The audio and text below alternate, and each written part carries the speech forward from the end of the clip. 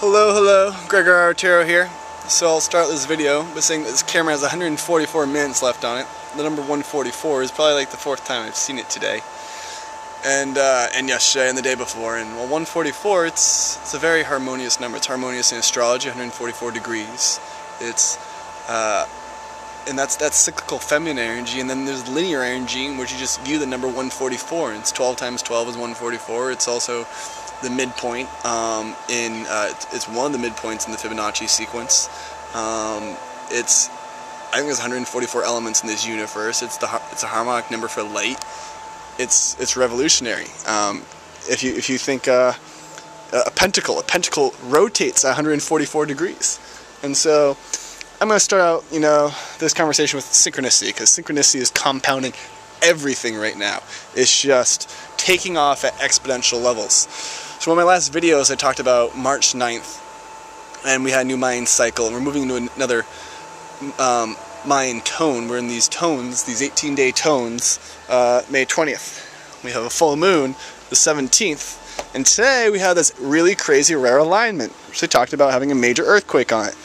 Well, we just had a major earthquake in Spain. 7 are already dead about it. May they rest in peace. The thing that this is positive, though, is massive amounts of people left Rome today because a seismologist in 1915 said that today there was going to be the big one because of this alignment. He made this prediction, 95 years ago? This is big because people are making a prediction about this event, and the scientists are saying, there's no scientific evidence. You cannot predict earthquakes. It's completely random, and that's the whole notion of science is random. And guess what? Reality is not random. There's nothing random about it. So what you're understanding here is people are figuring out how the cycles work. The cycles exist. When it starts to get cold at night, you make the decision, you utilize your free will in response to your environment. Am I going to put a coat on tonight? Am I going to go inside? Am I going to start the fire? You make an appropriate response to this cycle. We do it every day with day, night, and then there's the seasons. The thing is, though, there's bigger cycles than the year. And these cycles influence us in many, many ways. So you understand this planetary alignment and what alignments mean. Go look at an image of chakras, especially you can see the swirling nature of the snake, the Kundalini rising going up around the chakras. Okay? Now, what happens when you have alignment? You have these vortex gears. You have things spinning. The planets spin in the same direction, except for Venus, which spins slowly in the opposing direction. When you have alignments, okay, when you have two planets spinning in the same direction, the space in between them causes a vorticular motion in the vacuum of space to spin in the opposing direction. You get these gears set up, moving together. And what happens as you put gears into a system? The gear in itself, you could say, produces 1 unit of energy. But now you have a system of 4 gears working together, and they can be producing 20 units of energy. This is exactly what is happening. And so when you're getting these greater energies manifesting, they all feed each other. They feed off each other, just as we do in society when we get into groups. You can apply this notion, as above, so below, to everything. So things are taking off right now at an exponential rate, plain and simple.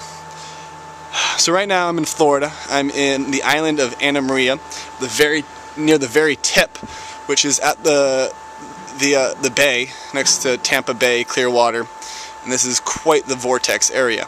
There's lots of areas around this on the planet. To understand how Florida has this interesting energy, it's so polarized. You're having all the energy coming down from the Appalachians and the East Coast and funneling and getting compressed into this peninsula, which is the idea of understanding the energy crystals have, or solid land mass versus water, and how these two energies work back and back together. So there's just all these beautiful things going on right now in the world, very polarized things, extreme, negative and positive, going in both directions.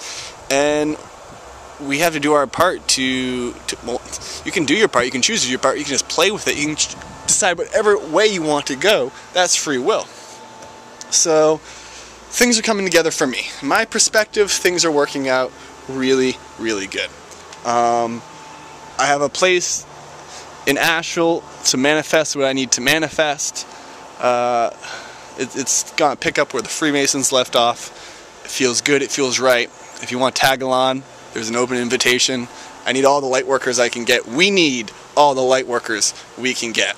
It's time to get up off our asses and start manifesting and start having some fun. And I'm not saying you're not manifesting. I'm just saying that I want to manifest with you. And here's a story in terms of, there's a lot of people who want these earth changes to take place. They're looking for change. People want change. We all want change. It's really not everyone, but a lot of people do. A lot of people want change, to move out of this bullshit into a real concrete reality of love and compassion and a real economy and real productivity and real growth. But the thing about the earth changes is they can cause chaos. The chaos causes polarization, it causes growth. And some people are thriving off, yes, more earth changes, more earthquakes, things are changing, things are going to get better. We need to go through this negative trauma before we can grow. And they're sort of rooting it on. Okay? I left Asheville a few weeks ago and for Huntsville, Alabama. I went to Huntsville, sort of against my intuition. And while I was there, my intuition started building. And that I did not feel like I was where I was supposed to be. And there was a point where I almost had like a panic attack. I haven't had like a panic attack for years, and it was not good. It really wasn't good.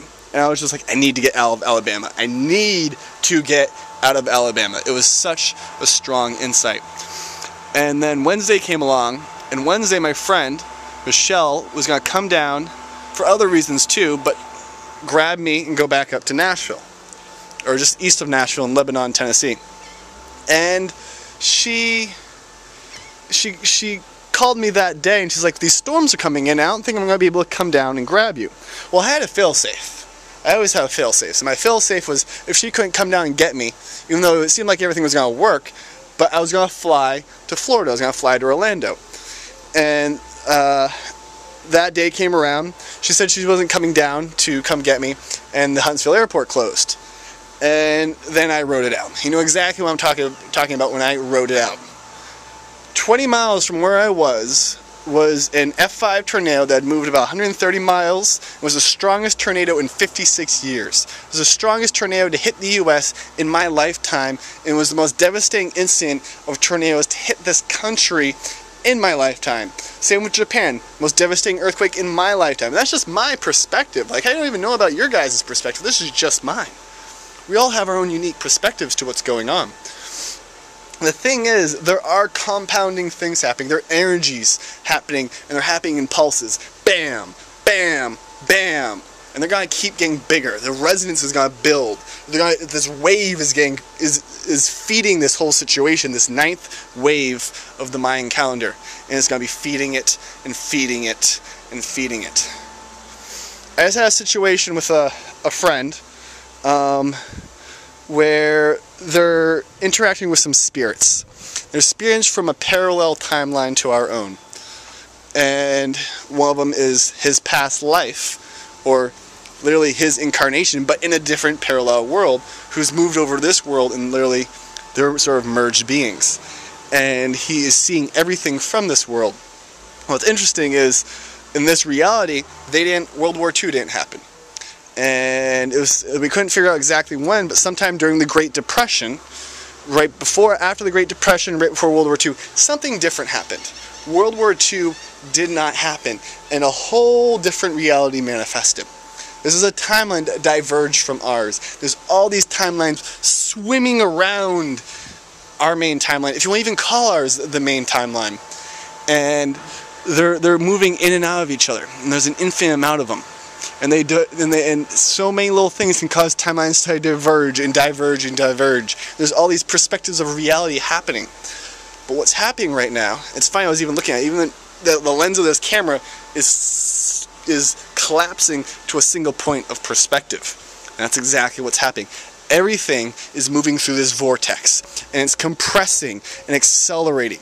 When you take, the simple idea of a vortex is taking the cyclical energy and accelerating it to a linear acceleration towards singularity, toward the speed of light. toward connecting back to the source. Technology is accelerating, our communication is accelerating, our ideas about reality are accelerating. Everything is accelerating and just moving forward and compressing and things coming together. And we just keep meeting people here and there, and everything's just sort of coming together. How's this all coming together? It's convergence. Everything is converging on a single point of existence.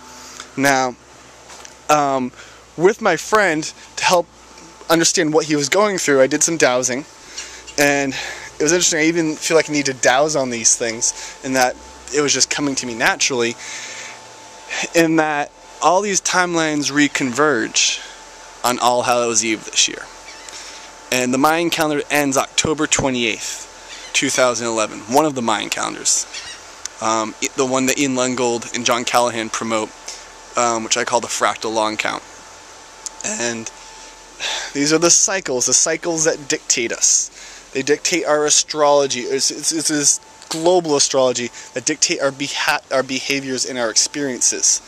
And the cycle comes to an end.